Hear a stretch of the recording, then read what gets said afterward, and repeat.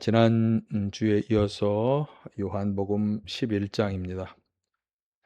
요한복음 11장 전체가 다 본문인데요. 그중에 나눠서 7절까지 그리고 17에서 27절까지만 보도록 하겠습니다. 한 병자가 있었는데 그는 마리아와 그의 자매 마르다의 마을 베다니에 사는 나사로였다.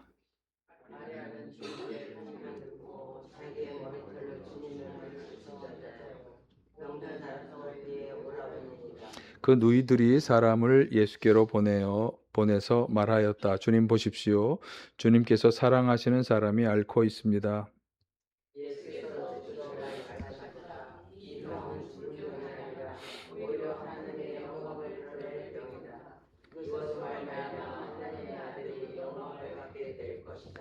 예수께서는 마르다와 그의 자매와 나사로를 사랑하셨다.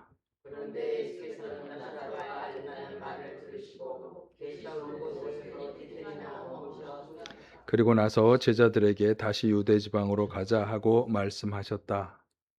17절.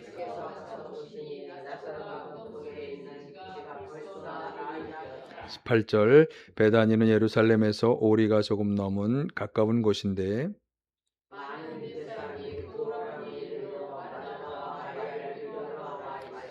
마르다는 예수께서 오신다는 말을 듣고서 맞으러 나가고 마리아는 집에 앉아 있었다.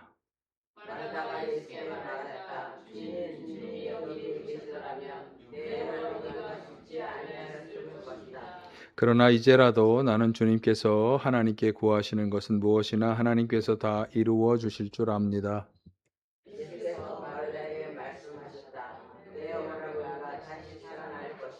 마르다가 예수께 말하였다. 마지막 날 부활 때에 그가 다시 살아나리라는 것은 내가 압니다.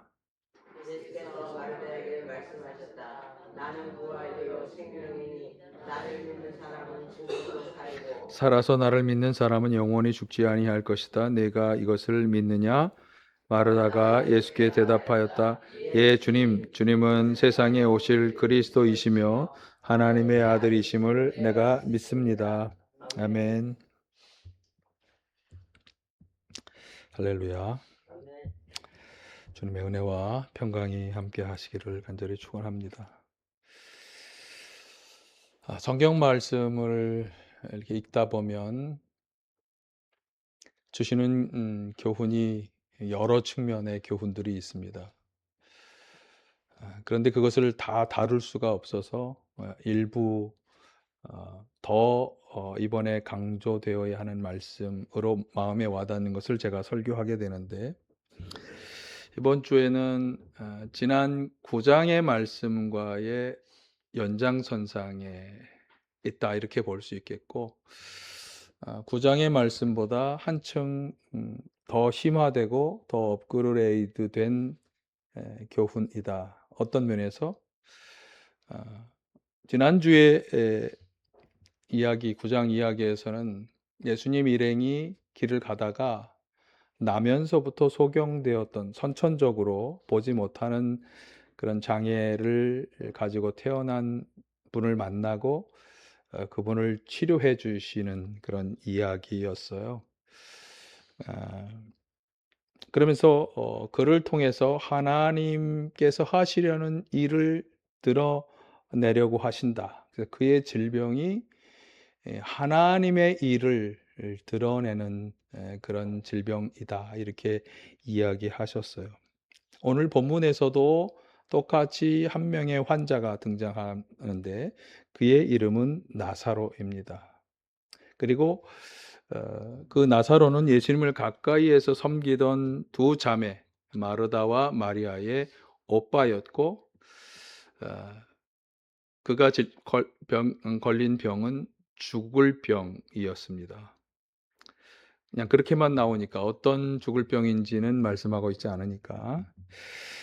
그래서 본문 3절에 보면 그녀들은 예수님께 사람을 보내어서 오빠 나사로가 병에 걸려 고생하고 있습니다. 이렇게 알려왔는데, 이것은 그 표현 속에서 우리가 그러니 어서 빨리 와서 오빠를 고쳐주세요라고 하는 그런 청원이 담긴 그런 전원이었음을 알 수 있습니다.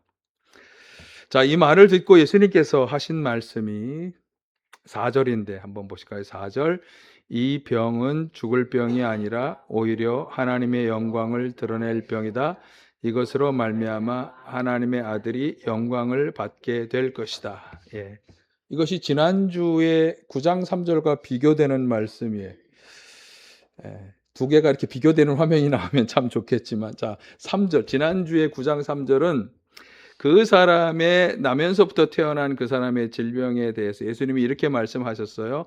이 사람이 죄를 지은 것도 아니요 그의 부모가 죄를 지은 것도 아니다. 하나님께서 하시는 일들을 그에게서 드러내시려는 것이었다. 예.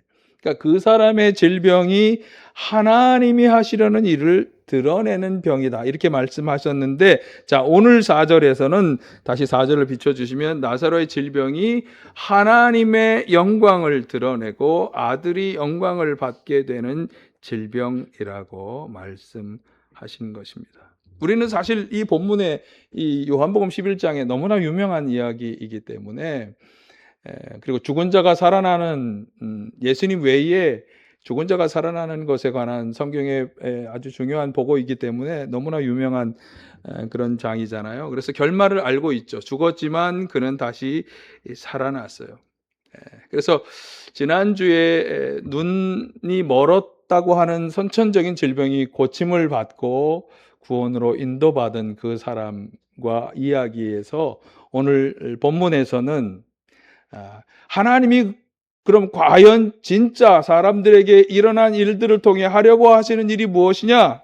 그것을 잘 보여주는 한층 업그레이드된 이야기다. 이렇게 말할 수 있겠습니다.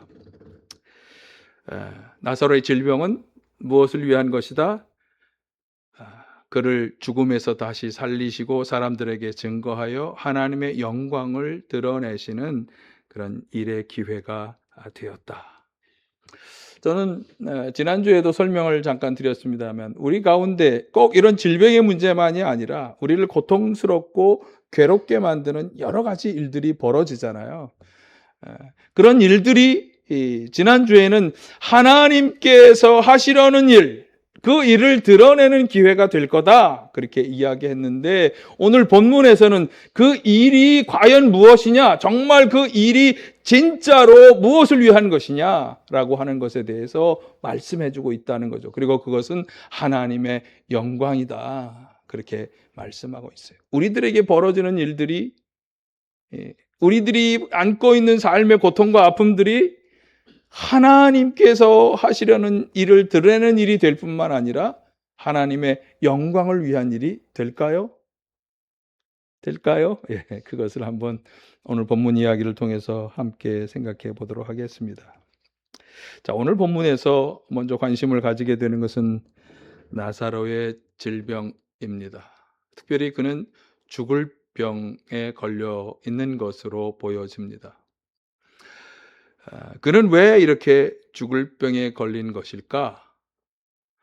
라고 질문하는 것은 지난 9장에서 제자들이 예수님께 했던 질문이죠. 왜 이 사람이 소경으로 태어난 것이 누구의 죄 때문입니까? 도대체 왜 그렇게 된 것입니까? 오늘 본문에서도 그것에 관한 설명은 전혀 나오지 않습니다. 지난주와 마찬가지로 예수님께서는 그 질병을 대하는 사람들의 관심이 사람이 아니라 하나님께로 가기를 원하셨어요. 그래서 이 질병은 하나님의 영광을 위한 일이 될 것이다 라고 말씀하신 것입니다.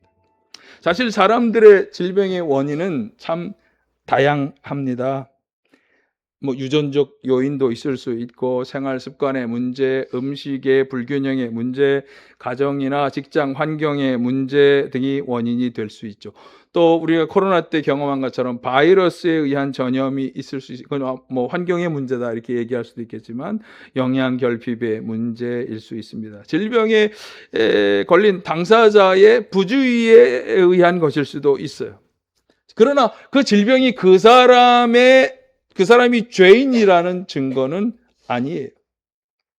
마찬가지로 우리에게 벌어지는 여러 가지 인생의 문제들도 둘러싼 환경이나 사회 여건이나 혹은 사건, 사고의 문제입니다. 물론 개인의 부주의나 노력 부족일 수도 있겠죠. 판단의 잘못일 수도 있어요. 그러나 그것이 그 사람이 죄로 인해 징벌을 받는 것이라고는 말할 수 없습니다. 그러므로 우리가 지난 9장에서 본 것처럼 오늘 11장의 말씀에서도 먼저 보아야 할 것은 질병과 같은 우리 인생의 문제와 고난을 만났을 때 우리의 생각은 자꾸 사람에 대해서, 현실의 문제에 대해서 집중하려고 하는데 우리의 생각은 거기에 머무르지 말아야 한다. 누구의 죄 때문이냐? 왜 이런 병에 걸린 것이냐라고 하는 질문 대신에 우리의 관심은 하나님께로 바뀌어져야 한다. 이것이 먼저 예수님께서 요청하시는 것입니다.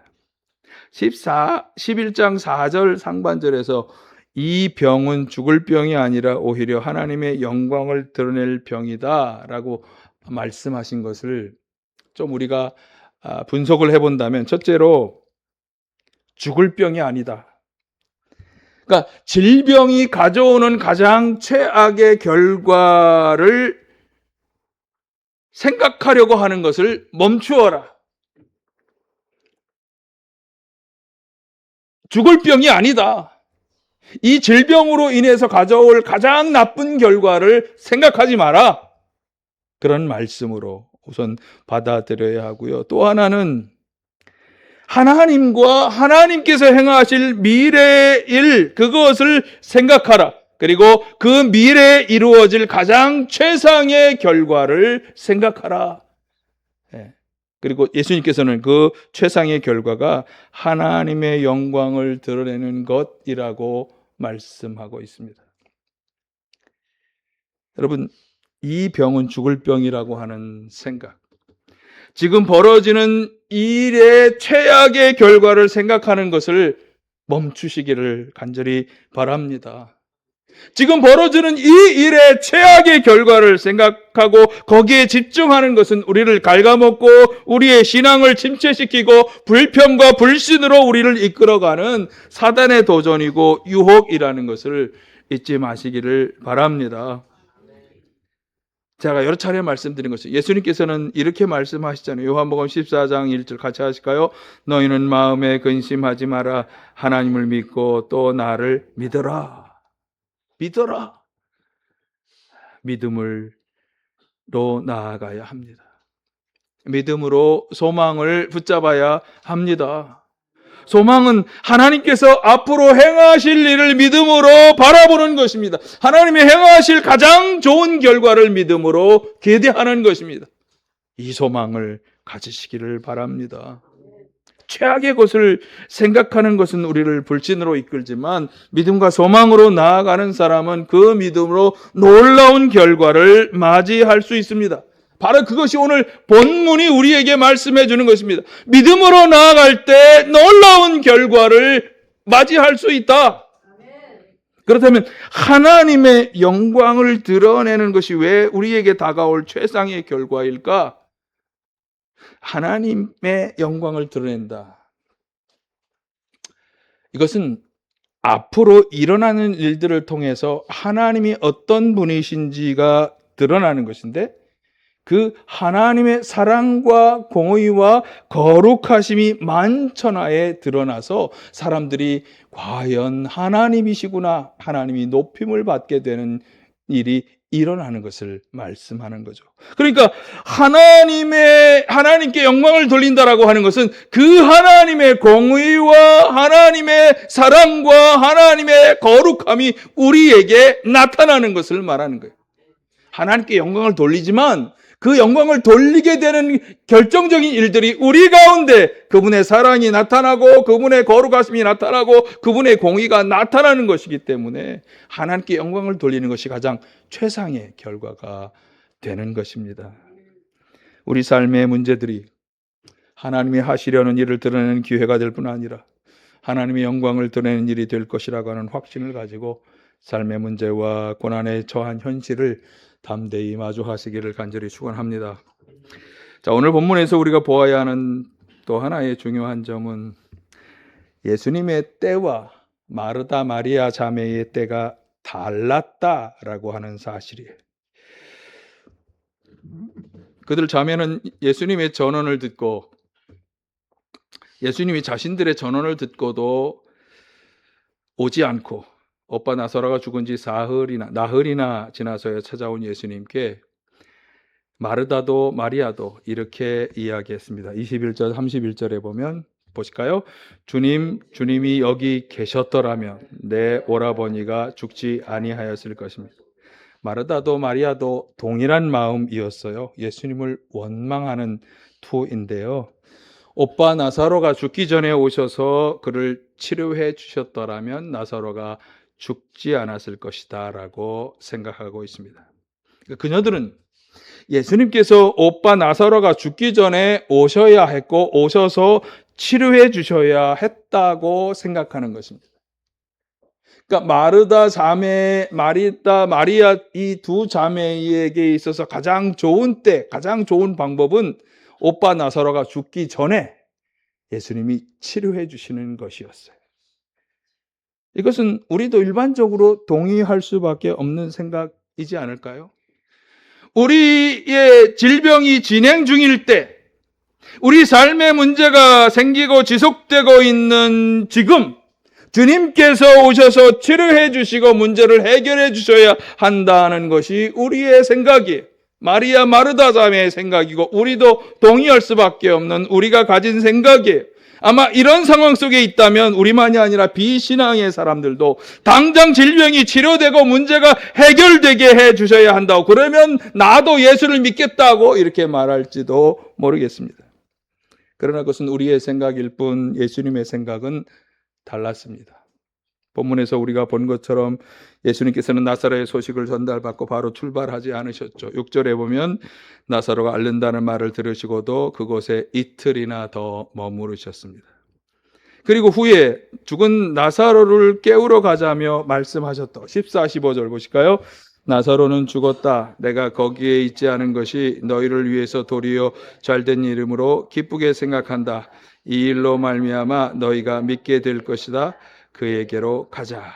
예수님께서는 나사로가 죽었다는 소식을 들었을 때 내가 그때 거기에 가지 않은 것이 도리어 잘된 일이다라고 이 일로 믿게 될 것이다. 질병으로 인한 나사로의 죽음이 그것을 보는 사람들의 믿음을 위한 기회가 될 것이다 라고 말씀하신 것입니다. 그러니까 죽은 나사로를 통해서 예수님께서는 제자들과 이것을 지켜보는 사람들에게 믿음을 주려 하셨다고 하는 것을 알 수 있겠어요. 자, 그런데 한 사람의 죽음이 다른 사람의 믿음의 기회가 된다는 말이 뭔가 좀 불편하게 들리는 분이 있을 수 있다고 생각해요. 나사로의 죽음이 믿음의 기회가 될 것이다? 이건 좀 너무 과한 말 아닙니까? 이렇게 생각할 수 있습니다. 그런데 바로 뒤에 이어지는 그 말씀처럼 이 믿음이 어떤 믿음인가가 굉장히 중요한데, 이 믿음은 죽어도 살고 살아서 영원한 생명을 얻게 하는 믿음이라면, 그러면 그의 죽음이 이 믿음의 기회가 될 것이라는 말이 그렇게 과하게 들려지지는 않아요. 예수님께서 마르다에게 하신 말씀이 그거잖아요. 자, 25, 26절 같이 보실까요? 나는 부활이요 생명이니 나를 믿는 사람은 죽어도 살고 살아서 나를 믿는 사람은 영원히 죽지 아니할 것이다. 내가 이것을 믿느냐? 이 말씀이 복음의 핵심 메시지를 전해주죠. 예수님을 믿는 사람은 죽어도 살고 살아서 믿는 사람은 영원히 죽지 아니할 것이다. 약속해 주시는 복음의 말씀이잖아요. 물론 이것은 육체적인 생명만을 다루는 그런 말씀은 아니에요. 우리의 육신은 죽어도 우리의 영혼이 어떻게 될 것이냐에 관한 말씀이죠. 그래서 예수님을 믿는다라고 하는 것은 죽어도 사는 길이고 살아서는 영원한 생명을 얻는 그런 열쇠가 된다. 생명과 구원의 열쇠가 된다. 여러분, 이 믿음을 가지시길 간절히 축원합니다. 오늘 나사로 이야기는 이것을 우리에게 분명히 말씀해 주고 있습니다. 나사로의 죽음은 바로 이 귀한 믿음을 주시려는 하나님의 기회가 되었다. 예, 그 말씀이죠.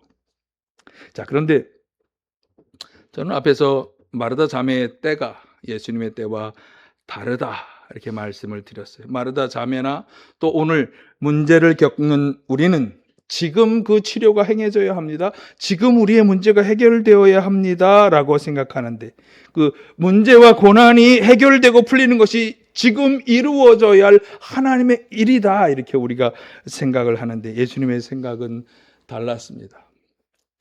예수님은 질병에 걸려 죽어가는 그때가 아니라 죽음 이후를 생각하셨습니다. 지금이 아니라 죽음을 경험한 이후여야 한다고. 그 후에 하나님께서 당신의 일을 행하실 것이라고 생각하신 거예요. 14, 15절은 그것을 염두에 두신 말씀이에요. 다시 한번 생각하면서 한번 읽어보실까요? 나사로는 죽었다. 내가 거기에 있지 않은 것이 너희를 위해서 도리어 잘된 일이므로 기쁘게 생각한다. 이 일로 말미암아 너희가 믿게 될 것이다. 예. 네. 그러니까 앞에서 말씀드린 것처럼 믿음으로 영원한 생명, 죽음을 이기는 그런 죽음을 이기고 구원 얻는 영원한 생명을 얻는 그 놀라운 결과를 예수님은 확실하셨기 때문에 지금 이렇게 죽었지만 오히려 거기에 있지 않은 것을 기뻐하는 그런 기뻐한다고 말씀하실 수 있었던 것입니다. 자, 여기서 우리가 꼭 생각해야 하는 구절이 있습니다. 이사야 55장 8, 9절 한번 보실까요?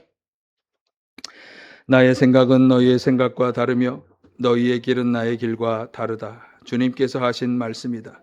하늘이 땅보다 높듯이 나의 길은 너희의 길보다 높으며 나의 생각은 너희의 생각보다 높다. 우리의 생각과 길, 이건 방법을 말씀하는 건데 그것이 주님의 생각과 방법은 우리보다 높은데 얼마만큼 높으냐 하면 하늘과 땅의 차이만큼 높으신데 그 하나님의 생각과 방법은 우리의 생각과 방법과 비교도 되지 않을 만큼 더 높은 차원의, 더 깊은 차원의 것이라고 말씀하는 것입니다. 그러니까 우리는 절대적으로 하나님의 생각과 하나님의 방법을 신뢰해야 합니다. 그러니까 우리가 해야 하는 것은 절적으로 그것을 신뢰하며 믿음으로 인내하며 나아가는 것입니다. 하나님의 때가 이루어지기를 기다리며 나아가는 것입니다. 바로 그 뒤에 인용했던 이사야 그 뒷구절을 10절, 11절 말씀이 이렇게 말씀하죠. 비와 눈이 하늘에서 내려서 땅을 적셔서 쌍이 돋아 열매를 맺게 하고 씨 뿌리는 사람에게 씨앗을 주고 사람에게 먹거리를 주고야 그 근원으로 돌아가는 것처럼 그러니까 하늘에서 비가 내려서 이 땅에 식물과 생물과 열매 사람을 거쳐서 다시 올라가는 이 순환, 대류, 순환이 이루어지는 것처럼 하나님의 말씀이 하나님 입에서 나온다면 반드시 우리 가운데서 하나님이 뜻하신 것이 성취되고 나서야 하나님께로 돌아간다. 그러니까 하나님의 말씀은 반드시 이루어진다. 그러니까 우리는 하나님 지금 일하셔야 합니다. 지금 우리 현실의 문제를 해결해 주셔야 합니다라고 하나님께 주장하지 말아야 합니다. 왜? 그때가 가장 좋은 때가 아니니까. 그때가 가장 좋은 방법이 아니니까. 가장 좋은 때, 가장 좋은 방법을 준비하고 실행하시는 하나님을 신뢰하면서 인내하며 하나님의 일하심을 기다리며 나아가야 할 줄로 믿습니다. 자, 이 이야기의 이제 놀라운 결말을 보아야 합니다. 무덤으로 가신 예수님께서는 동굴 무덤의 어기를 막은 돌을 옮겨 놓으라고 말씀하셨을 때 마르다는 39절에 보면 나사로의 시신이 죽은 지가 나흘이나 되어서 벌써부터 냄새가 난다고 말했습니다. 이미 죽어서 시체가 다 썩어서 냄새가 나는데 도대체 무슨 일을 하려고 하는 겁니까? 이런 질문이죠. 그때 예수님이 말씀하셨습니다. 40절 같이 하실까요? 내가 믿으면 하나님의 영광을 보게 되리라고 내가 내게 말하지 않느냐. 믿으면 하나님의 영광을 보게 되리라. 믿는 자가 하나님의 영광을 보게 된다. 이것이 오늘 전체 말씀에 제가 오늘 설교 제목으로 잡은 주제입니다.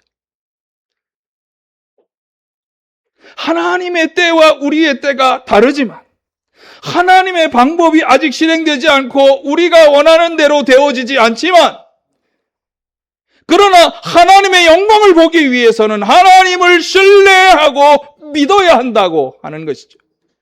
마르다 자매는 비록 오빠가 죽는 것을 목격하고 경험했지만 그래도 하나님을 믿으라고 예수님은 지금 말씀한, 네가 믿느냐?